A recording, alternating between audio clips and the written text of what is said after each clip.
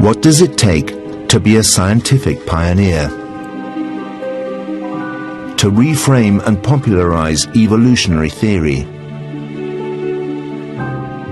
To reveal a new material and win science's most coveted prize. To discover one of paleontology's elusive missing links.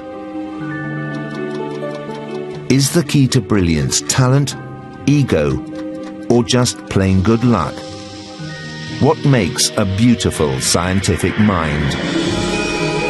Professor Jenny Clack is a world-renowned paleontologist who solved one of the greatest riddles in the history of life on our planet.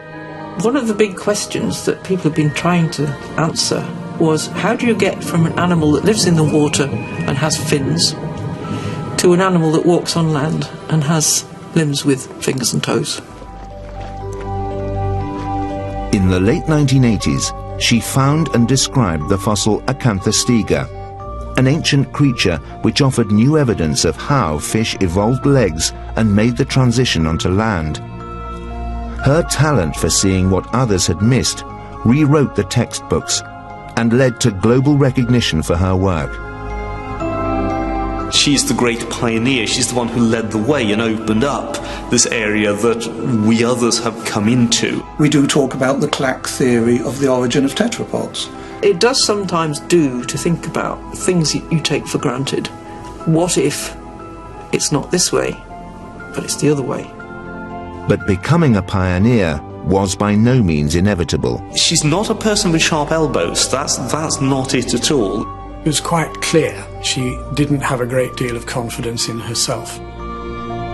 Clack had to find the courage to take on the stifling academic etiquette that had hampered research for decades. The field had become moribund, and now it's been completely unlocked. Answering one of evolution's greatest mysteries would mean travelling to almost the ends of the earth for fossil evidence. I was actually terrified, but discovery of those materials was probably the most exciting thing after falling in love. Just what does it take to turn accepted thinking on its head and make the paleontological discovery of a generation?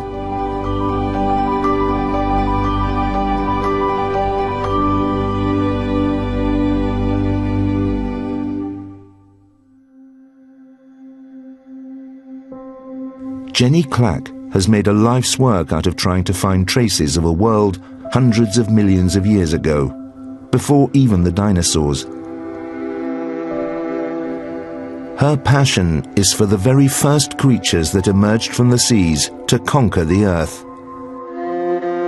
For me, trying to imagine what these animals were like, it's a sense of mystery where the animals are totally different from anything that we have today. It's trying to just imagine what they were like and what they were doing and what life was like for them, and just wanting to be there.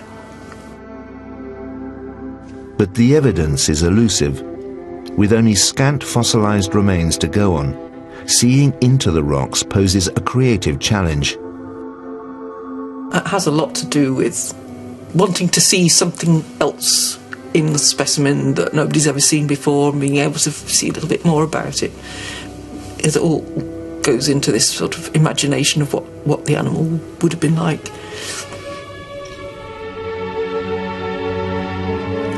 Jenny's fascination for this era, known as the Devonian, has fueled her imagination since early childhood. What sparked my interest in paleontology was an illustrated book called Prehistoric Animals, and it had sections on the earliest part of the fossil record. And it was always those earlier sections that really intrigued me. And I remember flicking through this book, starting at the beginning, and listening to the slow movement of Shostakovich's Fifth Symphony. And if you do that, the music fits the pictures perfectly. And if you know that piece of music, that kind of sums up how I imagine the Devonian to be. The story of the colonization of the land by the creatures that emerged from the swamps and pools of the Devonian period is one of the most fascinating episodes in the history of life. But this mysterious world was a long way from the Manchester suburb where Jenny grew up.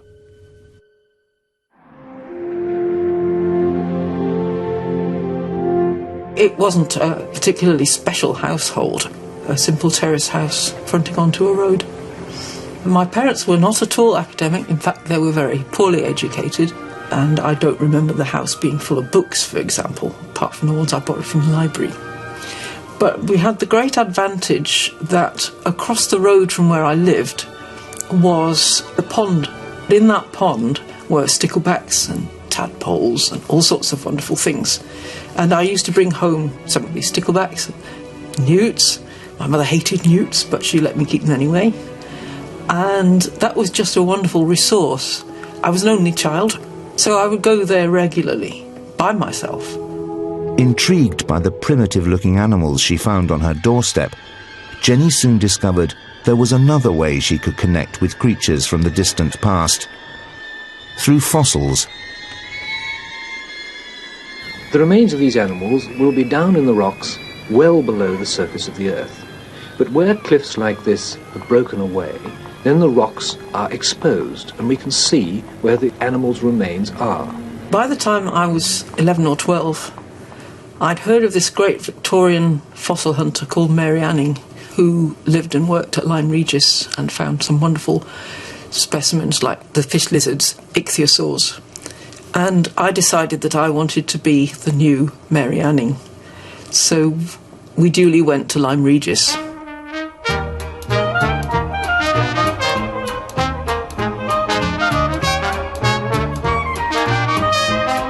While most children were playing on the beach, Jenny was engrossed by the fossils. I didn't find any ichthyosaurs, but we did find lots of ammonites. And I thought to myself, wow, that sounds wonderful, I really want to do that.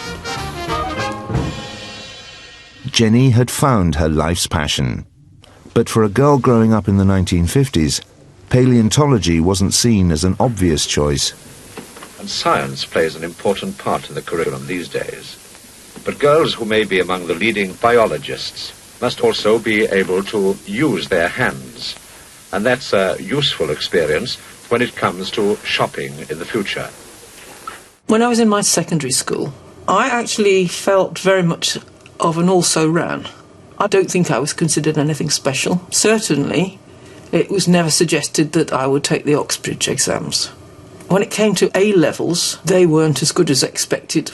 And I actually got into my fourth choice, Newcastle-on-Tyne, chosen really on the list at all because, one, it had a paleontology option, and two, it had a Gilbert and Sullivan Society. Don't let's be downhearted. There's a silver lining to every cloud. Certainly. Let's be perfectly happy. By all means, let's thoroughly enjoy ourselves. It's absurd to cry. Quite ridiculous. Jenny's fourth choice turned out to be a lucky one. The paleontology option was thriving at Newcastle under the leadership of the forward-thinking Dr. Alec Panchen. At Newcastle University Department of Zoology, Dr. Alec Panchen talks about the difficulty of deciding how the first reptiles may have emerged from amphibian ancestors. If one looks at a reptile, such as a lizard, and then an amphibian, such as a newt or a salamander, the differences between the two aren't so obvious. Dr. Panchen's lab was one of the few places in the world looking at the origin of tetrapods, the broad term used for all four-limbed vertebrates, from amphibians to mammals. He was studying the earliest known tetrapods from over 300 million years ago, precisely the era that had fired Jenny's childhood imagination. But Dr. Panchen set a high bar. Well, Alec Panchen was a very meticulous worker. His papers have immense detail, his drawings, beautiful reconstructions of skulls, incredibly detailed, quite intimidatingly for his students. We all felt we had to try and draw like that or we would be failures, and it certainly pulled us up a lot. Although keen to study with Panchen, Jenny found it hard to attract his attention. I actually found him quite difficult to talk to. He's very, very reserved. When you get two people who are quite reserved together, the conversation doesn't always flow freely, shall we say. Panchen's elite group of PhD students seemed out of reach. Well, she was very reserved, and in that sense maybe she didn't feel confident enough. But there was no indication that she had talents that would get her where it finally did. When I got to my final year, I would have liked to do a PhD in paleontology, but I was also told that Panchen didn't take anybody on who hadn't got a first. And I thought I was unlikely to get a first. And in fact I didn't. And so I sort of gave up on that idea. Instead of applying to join Dr. Panchen's exclusive circle of research graduates, Jenny opted for a less challenging job in a regional museum in Birmingham. My first job was a display technician. Well, I wasn't altogether happy as a museum education person, because I'm not that comfortable with children. And of course a lot of the job was working with children. I don't really know how to deal with them. And she might have stayed in that job without the encouragement that came from a chance meeting. When I was working in Birmingham, I got interested in motorcycles. And while I was at the motorcycle club, I was part of a folk group. And this guy was doing a floor spot, singing by himself with a guitar. And I don't know what brought this subject up, I don't know why he mentioned it, but he said the word dimetrodon.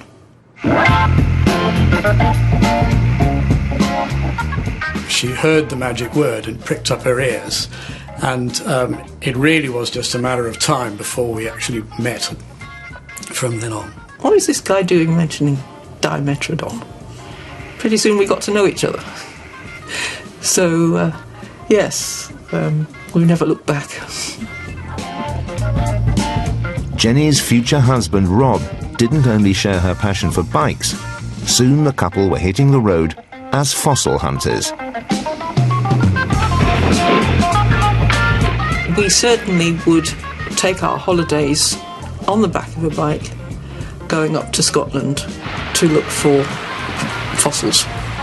And Rob would prove to be a vital support at times when Jenny was uncertain how to progress. It was quite clear in those days that she didn't have a great deal of confidence in herself. But looking back on it, that was simply a lack of experience.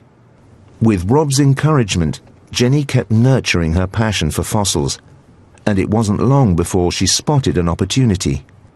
My boss at the time knew that I wasn't entirely content in that job, and so she suggested that I do some private study, because the local authority actually allowed staff to take off 3 weeks a year to do some private study.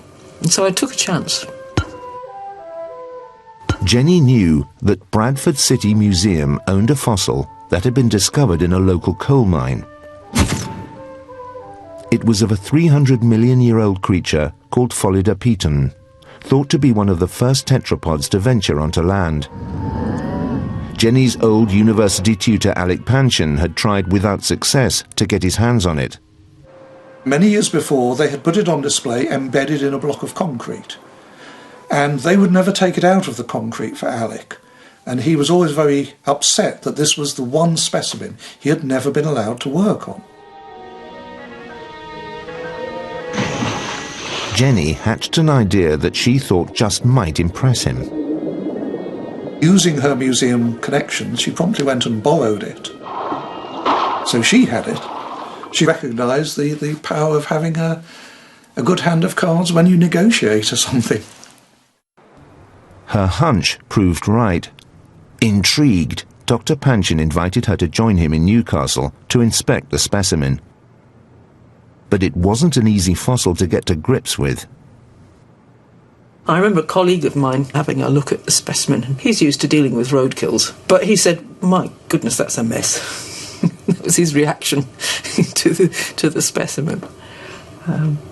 But it turned out to be much more interesting than you might have expected. Despite having little time to impress her old tutor, Jenny's sharp eye began to reveal itself. I was preparing it and looking at the bits that haven't been exposed to the surface before. And I found this peculiar chunky bone. And I showed this to Alec, and I remember his precise words. He said, "Well, I'm damned, it's a brain case." And then a few seconds later, "There could be a PhD in this. I could probably get a grant for you if you're interested." Can a duck swim?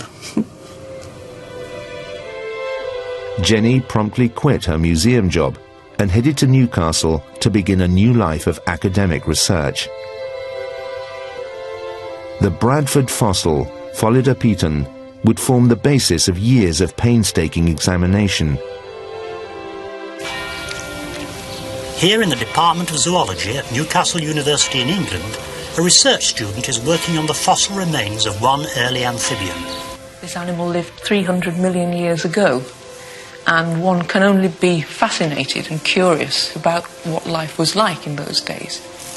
I'm in fact the first person to restudy this animal since 1926. She first of all cleans away parts of the matrix surrounding the fossil using a dental mallet, then further cleaning up by blasting with a jet of sodium bicarbonate particles.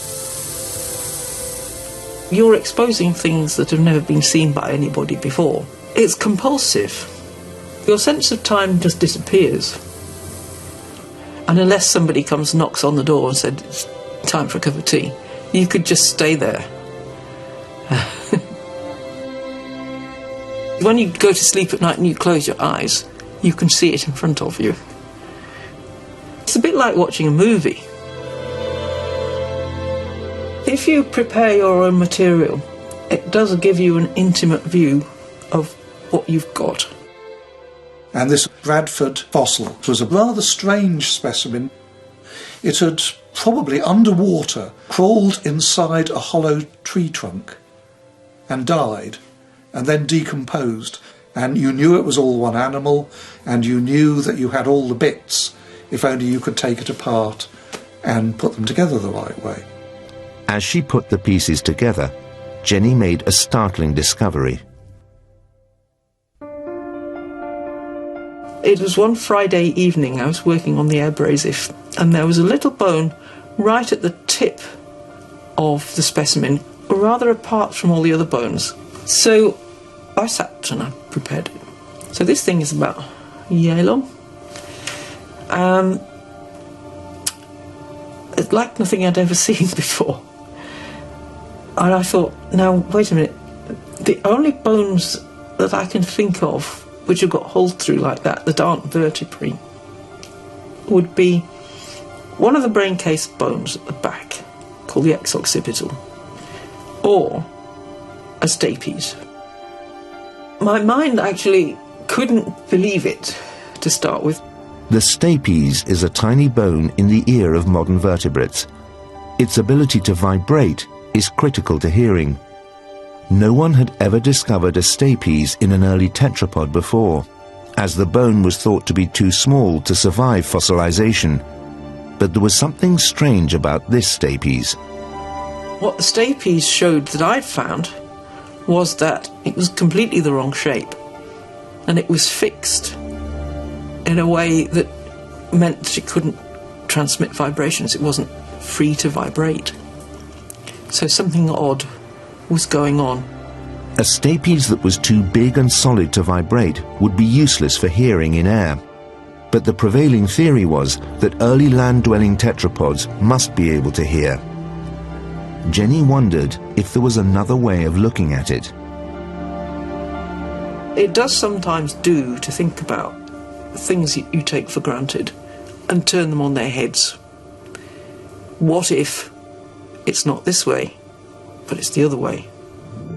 The assumption had been that as fish evolved into tetrapods, a bone in the jaw had rapidly transformed into the tiny stapes that could vibrate. Jenny's discovery suggested that this transformation had not occurred as early as previously thought.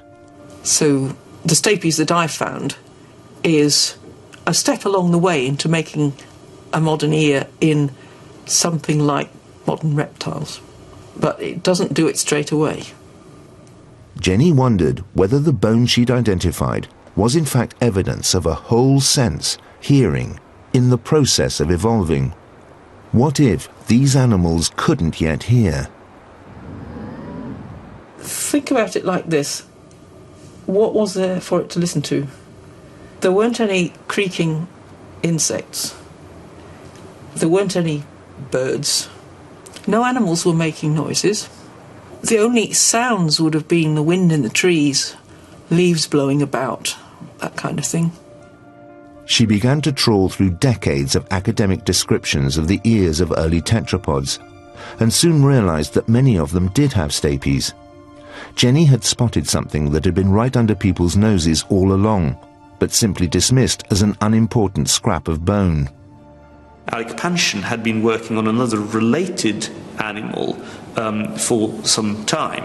There was the stapes, only Alec hadn't described it, and Jenny pointed it out to him and said, there, look, and it looks the same. And he admitted that he had passed over it in embarrassed silence. Jenny's work on stapes updated the textbooks. Her unique way of seeing was yielding results. One of the interesting things about it is to show how what you see is governed by what you expect to see. And that happens all the time, actually. You don't always see what's there because you've got a certain predisposition. It certainly had been excellent training for her, and it was clear that this was somebody who was capable of changing the way we thought about some of these animals. Well, it was at that point that I thought perhaps there are other things that people have always taken for granted that aren't the way we thought they were. And yes, that was a lesson that I've continued to apply. And that certainly stood me in good stead. Jenny was beginning to get noticed. She landed a prestigious job as a curator at Cambridge University's Museum of Zoology. I was quite amazed when I got a job in Cambridge, because not having been considered as a candidate for Oxbridge at school, there's no way I was going to get to Cambridge. I'd sort of certainly felt that I'd got in by the back door via the sort of museum connection. In those days, many of the staff at Cambridge still looked down on anyone who was red brick, and I think Jenny had a lot more problems with being a red brick than being a woman there. And certainly several of them would always refer to her as Mrs. Clack, not Dr. Clack. Aware that critical eyes were upon her, and with the freedom now to pursue her own research, Jenny chose to tackle one of the biggest mysteries in our evolutionary story. One that had taxed some of the greatest minds in paleontology for decades. One of the big questions that people have been trying to answer in various ways was, how do you get from an animal that lives in the water and has fins to an animal that walks on land and has limbs with fingers and toes? And the evidence was simply absent. Many of us would say it's more radical than anything that's taken place on land, and that the origin of reptiles, the origin of birds, the origin of mammals are all really less radical than this fish to tetrapod transition.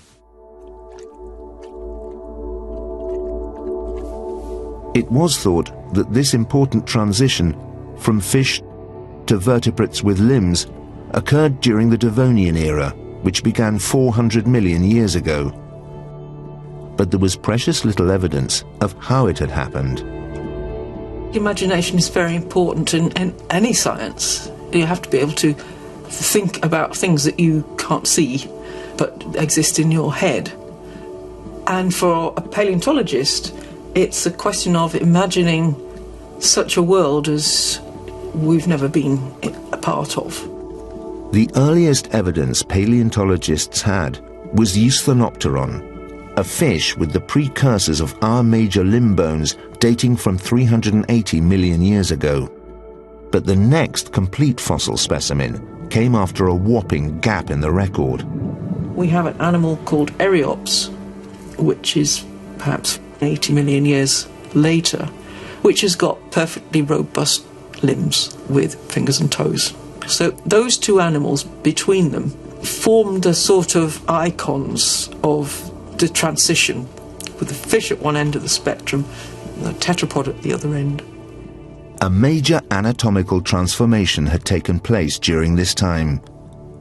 In the absence of hard evidence, paleontologists settled on the theory that periods of drought had driven fish with proto-limbs onto land. It was very much seen that an animal like Eusthenopteron, while hopping from one drying pool to another, like a mudskipper, would actually enhance its capabilities on land, and that legs evolved from the fins while it was on land trying to do this hop, skip, no jump. This is a hypothesis that kind of captured the public imagination, and it really had a big influence on people's thinking for several decades from about the 1950s. The only thing that could establish what actually happened was evidence. Fossils of a creature from the middle of this gap, which could reveal how the transition took place. But there was one candidate for the role. The only thing between Eusthenopteron and Carboniferous tetrapods with legs was, for many decades, Ichthyostega. Literally, that was all. Ichthyostega was an intriguing tetrapod from 360 million years ago, right in the middle of the fossil gap. Its anatomy seemed to nod to the fish that came before and the land animals that came later. But the only specimen in existence was frustratingly off-limits. Ichthyostega was in the hands of an eminent Swedish researcher, Erik Jarvik, who had unearthed a cache of well-preserved fossils on a pioneering expedition to Greenland in the 1930s. In those early days, these expeditions were really quite heroic, and it's a remarkable thing that they brought back the material that they were able to. Conditions were really much more, how can I put it, primitive than today. On his return from Greenland, Jarvik set about a painstaking investigation of this new discovery.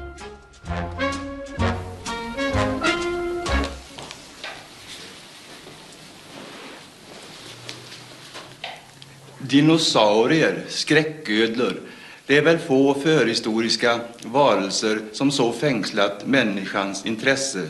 Jarvik was very hard-working and very single-minded, and he was also quite talented, but not immensely talented. Many things he got right, quite a few things he got wrong, and he would never change his mind. With Ichthyostega, Jarvik struggled, and there were parts of the anatomy that he was never able to make sense of, and he published it very, very slowly.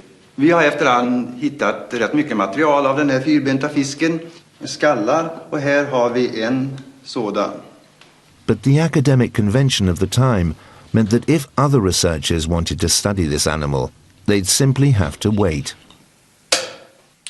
Because Jarvik had charge of the material, it was felt to be his territory. The etiquette of the time was really quite distinctive. If somebody is in the middle of working actively on some body material, in particular if it is stuff that they have collected themselves, you don't just sort of muscle in. That would be considered very poor form.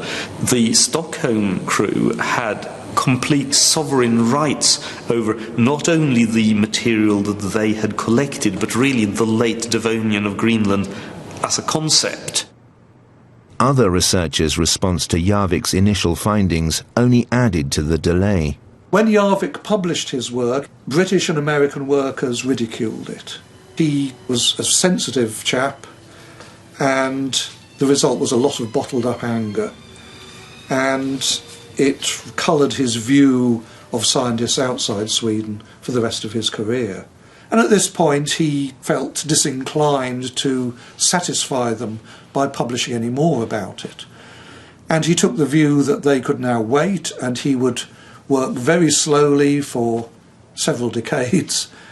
And he finally published his monograph in 1995, having outlived most of his first generation of critics. Jarvik's long silence left the field effectively closed. This was immense frustration, because the problem is that you can't really work on this kind of thing without the material. And if people aren't prepared to lend it to you because they are, quotes, working on it, there's very little you can do about it. He would frequently sit at conferences and not speak to anyone, and he showed very little wish to engage in conversation. Somebody did try to suggest that he should pass it on, in fact to Alec Panchen, but this caused an immense rift between Jarvik and Panchen. Not that Panchen felt it, but Jarvik did, and that scuppered anybody else's chances of getting their hands on it as well. So you had this huge gap between a fish at 380 million years and fairly well-known land animals at about 330 to 300 million years. And in between you had Ichthyostega, which was not very well known at all. It meant that nobody else could really think about it. It was out of bounds, and the subject remained moribund for decades. Jenny knew that the only way to overcome the stifling etiquette would be to somehow find different samples. But Greenland was one of the only places in the world with the right kind of Devonian rock. It would be a very good area for an ambitious paleontologist to get into if you can find the specimens. And the fact that Ichthyostega was known only from Greenland, which meant at the very least an expensive expedition, meant that for many people this was probably too onerous and complicated to envisage.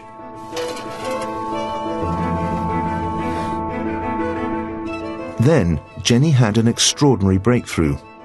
Brooding about Greenland, she decided to ask the geologists at the Earth Sciences Department over the road about any trips they'd made there.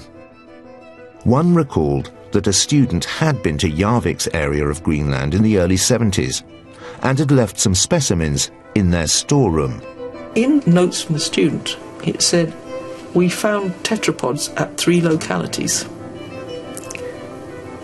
And that triggered an alarm. Where is this material? Jenny went down to the basement to see if she could find the fossils that had been of little interest to the geologist. And he pulled out a drawer full of this material. He had no idea what it was he'd found. It turns out that what the student had found was actually material not of Ichthyostega, but of a second animal called Acanthostega, which hitherto had only been known from 2 fragmentary specimens. And what the student had found was a block with 3 skulls of this animal together in a row. I was blown away, absolutely blown away. I thought, oh gosh. She was tremendously excited because suddenly this represented an opportunity to study a completely different animal, a contemporary of Ichthyostega's, but obviously just from the skull you could see that it was a very different animal, and so it had to tell us lots of interesting new information about the evolution of tetrapods from fish. Keen to know more, Jenny managed to track down the student's field notebook. In his scrappy notes were altitudes and mountains and exactly how he'd found this material. So we then knew pretty much where to go back and find this. So, I mean, the obvious thing to do was try and get back there and go to the same locality. The future rolled out in front of me. I saw the future, you know, what was likely to happen. It was astonishing that the only collection of other Devonian tetrapod material was about 200-300 yards from where she'd been working, and she didn't know about it. None of us did. That's luck, I'm afraid, by anybody's standard. Well, luck and timing play into it in a big way, but I think the key component, in a sense, or one of the key components, is spotting the chances when they come up and leaping for them. The next move was to get in touch with people in Copenhagen and try to get them to agree to organise a joint expedition. To go to Greenland, Jenny would need permission from the Danish authorities, something no one had ever previously managed, owing to academic sensitivities. They were always denied access. This was because people in the museum in Copenhagen didn't want to upset Jarvik. So there's quite a lot of political activity behind this as well. Jenny saw that she had only one option, to go and meet Jarvik face to face. Jenny and I went to a congress in Prague in 1985. He was there. She was, as I say, not a very forceful person in initial conversation. She's quite reserved, she's quite careful. Where others had failed, Jenny's calm approach and willingness to search for a fossil other than Ichthyostega apparently won Jarvik round. Although the conversation may have been initially a bit difficult, I suspect Jarvik recognised her as in some ways a slightly kindred personality type, and not a sort of person who would go around ridiculing him or in any way threatening him. And in that sense, I think she managed to charm him in a subtle sort of way. And he was fine. And that being the case, the people in Copenhagen were very willing to come on board and help get an expedition together to go and back to Greenland.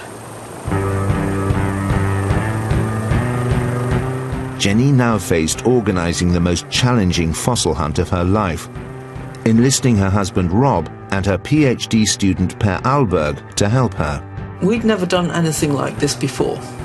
I was actually terrified. I had no idea really what to expect, except that it's going to be difficult. We were going in helicopters, and everybody knows helicopters crashed. And polar bears eat you. We knew this was going to be a hard trip. We knew that we would be out in the field camping 300 kilometres inside the Arctic Circle. We knew it was going to be cold, we knew it was going to be hard work, climbing up mountains, and we knew we were not very fit. My girlfriend knitted me a nice warm new jumper. Still got it too, it's got fish on it. Still got the same girlfriend too.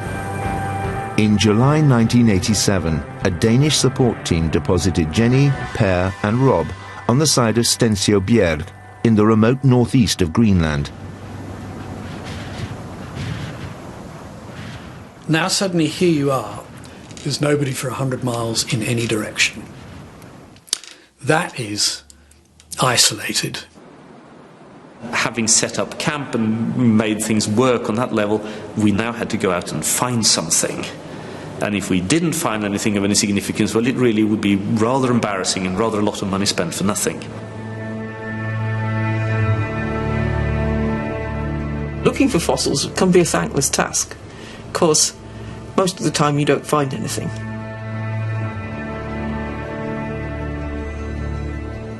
For the first few days we couldn't find where we were supposed to be. We weren't even sure we were on the right mountain, and we thought, we're here for 6 weeks, we're not going to go back with anything.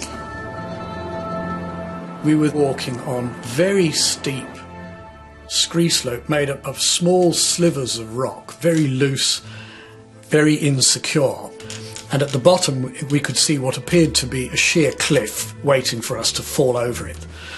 So we gave up, and the three of us trudged back down the mountain feeling very depressed and ashamed, as you can imagine. Jenny, as I recall, was getting quite worried about whether anything useful was going to come out of this. Because we were looking for white bone in darkish brown rock. So anything white caught our eyes, and we thought for an instant, I found a fossil. But a lot of the time it was bird shit. Almost 1 week in, the exhausted party launched a third attempt on the mountain, approaching it at a different level. One of us, I forget who now, picked up a little slab with a piece of bone on it, showed it to Jenny, who gave a kind of whoop, because this was part of the back of the skull of Acanthostega. It was a piece of the same fossil animal that Jenny had found in the drawer in Cambridge. She realised that they must be close to the area described in the students' notes. As we started hacking the rock, hack a block off, break it up, another skull. We realised we were in this big kind of apron of fallen material from some locality higher up. But we kept going up and it kept getting richer and richer, and I found a lower jaw actually disappearing into the rock. So there we were, and we had found the locality. Now, of course, once we'd done that, then we were really in business. The team had discovered a whole strata of rock full of Acanthostega remains. And it looked like it contained more than just scattered bones. The dream of the vertebrate paleontologist is to find a complete articulated specimen with every bone in place so that you just tip it out the rock and you can see exactly what's going on.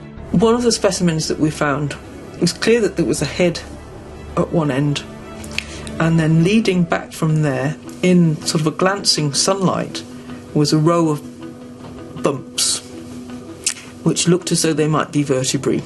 We didn't know what we'd found, but we knew it was going to be exciting. It looked as if they had found one of paleontology's holy grails, the first complete specimen of an early Devonian tetrapod.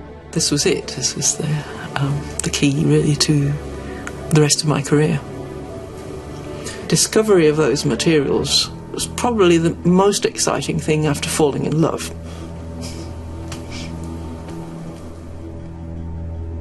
The party packed a metric ton of fossils into crates and returned to Cambridge.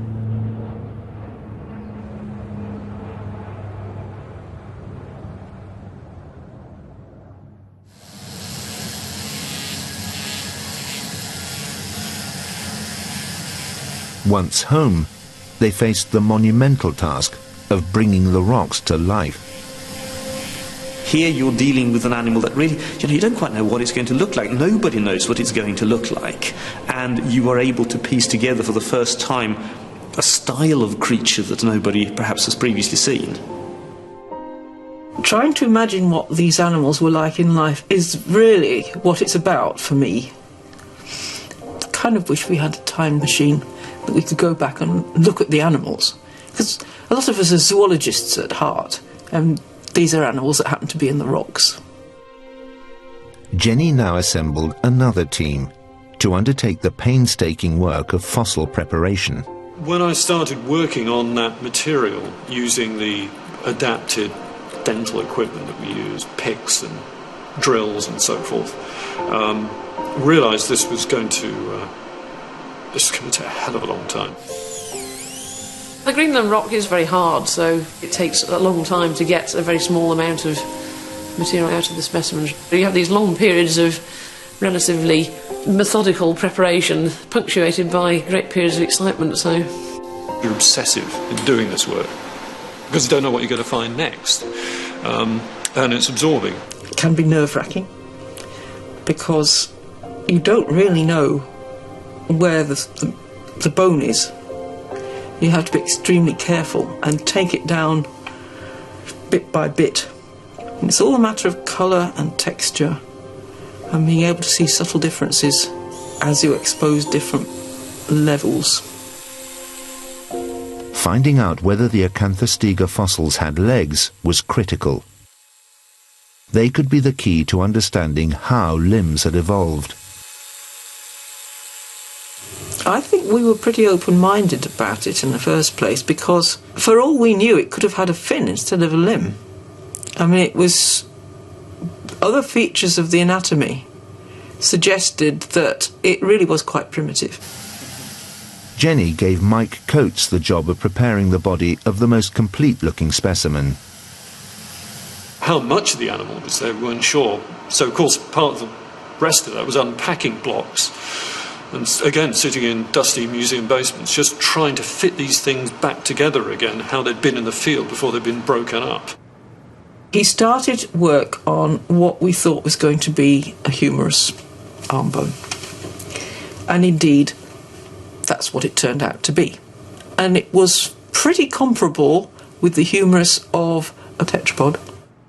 The upper arm suggested that this must be a land-walking amphibian, but to their surprise, when Mike uncovered the lower arm bones, these resembled those of Euthenopteron, the fish ancestor. It was an astonishing mix. So then he started working on the adjoining block, starting from the edge and working in. And the first thing he found is a digit, a row of elements joined one to the other like fingers. So he found a finger. Digits meant a hand or a foot, not present in Euthenopteron. But that wasn't all. So he went a bit further, found another one, and another one, and another one, and another one. And he thought, I found 5. Shall I carry on or shall I just leave it? So he thought, just for the sake of completeness, I'll do a bit more. And he went round and eventually came up with 8 of them.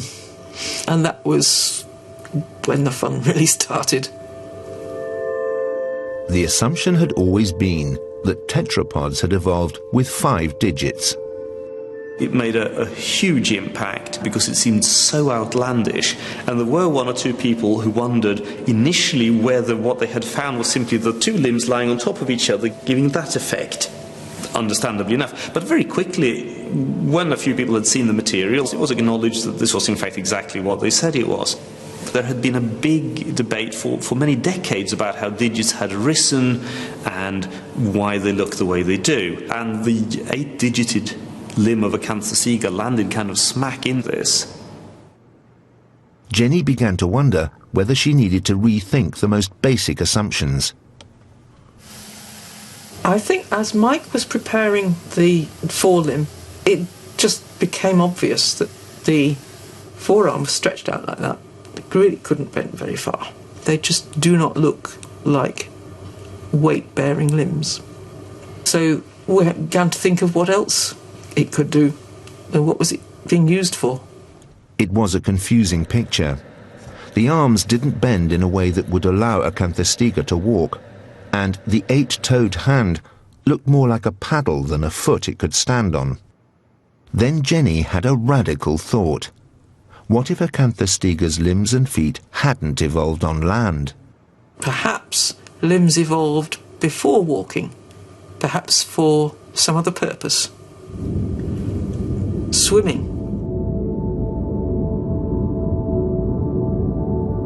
That idea that limbs evolved in water first was quite revolutionary, maybe making their way through swampy, reedy, mucky streams, paddling in water rather than walking on land.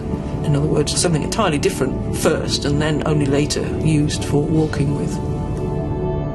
Just as she had with the stapes earlier in her career, Jenny's creative vision was turning the received wisdom on its head. But she knew she needed further proof. She focused on the skull. Inside the throat were a series of gill bars, which looked just the same as those that you find in fish. So it's gill breathing. And then Mike found the tail. She's got long fin rays, which is useless out of water. So that sort of completes the picture of primitive tetrapods living in water, being mainly aquatic, and using their limbs for swimming. Everybody expected Acanthostega to look like a terrestrial animal from the neck back. Nobody expected it to have gills. It was a paradigm shift. The decades-old textbook image of a fish lumbering onto land on its fins could only be wrong. Other fossil evidence of plant life supported the idea that these creatures lived in newly formed marshland. It seemed that the very first legs evolved not for walking, but as a tactic for moving through dense vegetation in swamps. Things can be evolved for one purpose and then used later in a slightly modified form for another thing. And the idea that limbs were not originally used for walking might be counterintuitive, but I think that's only because as humans and as terrestrial animals we kind of think walking must be the be-all and end-all of what limbs are for, but of course it isn't. Once Jenny was ready to publish, her findings were well received. I think she realised pretty quickly that this was Nature standard material, that the journal Nature, which is one of the most prestigious scientific journals, would actually publish this sort of stuff. From when we started publishing the full descriptions of Acanthostega, the head, the body, the limbs, it became the model for a Devonian tetrapod, or a primitive tetrapod that could have given rise to later ones. And Ichthyostega was marginalised. But there was a remaining mystery about Ichthyostega. Järvik, the Swedish researcher who had hung on to the only specimen for 50 years, had described his animal as having 5 toes. We'd also found a hind limb of Ichthyostega in the same expedition. And preparation of that showed that it had 7 digits on its foot. So putting that together, a pattern of more than 5 digits seemed to be what early tetrapods had. And if you go back and look at Järvik's specimen, what he thought was one big toe cracked with a lot of cracks in it is actually these 3 toes. So again, I think he was a little bit annoyed that she had interpreted it and he hadn't. Jenny Clack had again seen what others had missed, but Järvik was unwilling to accept that science had moved on. He finally published his definitive text on Ichthyostega, and in it he used photographic evidence of his own to dismiss Clack's specimens as freaks. Järvik didn't really believe our story or our interpretation of the evidence, so he considered that the material of Ichthyostega and Acanthostega were both mutants that we happen to have found. You know, we know how rare mutants are in normal life, and the idea that we had found 2 of them was a bit silly. He just had the mindset that he had this safe knowledge and that what we found contradicted that, so it was wrong. Jenny's not like that at all. She's very open-minded about her work. One of the things that I appreciated very much being her student was the sense that the student was always welcome to disagree with the supervisors. I don't imagine Jenny has ever thought herself to be infallible on any aspect of this stuff. This, of course, is the mark of a really good scientist, because that way your science becomes self-correcting. You're not going to veer off to the side and land in the ditch, which in a sense is what happened with Järvik and his interpretations. You will continue to head onwards towards a more and more accurate understanding of the animals you're working with. Other paleontologists embraced Clack's theory of the aquatic origin of limbs, opening up a whole new area of research. All of a sudden, Devonian tetrapods went from being a kind of marginal subject area to one of the hottest areas in paleontology. It's catalysed the whole thing. We're now finding Devonian tetrapods worldwide, and if you look at a graph of the number of taxa known of Devonian tetrapods, it's gone like that. So there's almost exponential increase. It's had a huge impact. It's as though the field had become moribund, and now it's been completely unlocked and it's vibrant. Well, it's pretty radical. We rewrote the textbooks effectively. How long that will last, I'm not sure, but that remains to be seen. The self-deprecating girl, who never expected to do a PhD, had reached the pinnacle of her field. Whoever you asked in the subject would say, well, Jenny is the world leader in research on the origin of tetrapods. She's the great pioneer. She's the one who led the way and opened up this area that we others have kind of come into and continued to contribute to. And she continues to drive that subject forward to this day. She is, for most of us, the leading worker in this field. And as a measure of this, we do talk about the Clack theory of the origin of tetrapods. And there are very few other workers in vertebrate paleontology where a theory, a current theory, is immediately understood by virtue of the name of the person who came up with it. I think Jenny definitely deserves, all the awards and status that she's gained. And I'm sure she'd say she doesn't, but I think she does. It's characteristic of a really good paleontologist that they have, how can I put it, the imagination to understand this, wretched remains as a one-time living organism. And Jenny is very good at this. Jenny became Professor Clack in 1997. But her greatest accolade came when she was invited to become the first woman in her field to join the Royal Society. I suppose I had secretly wanted that for years, but never thought it would happen. And I was nominated by the director of the museum at the time. And I thought, it's not going to get anywhere. It did. So it's one of the most thrilling days of my life when I got that letter. I don't think she made a great fuss about it. I don't think she went round saying, "Hey, look at me." That's just not in the persona. I was immensely proud, and I went round shouting, "Hey, look at her." But I'm still constantly amazed by how my career has gone. And it's not finished yet, of course. But truly astonishing.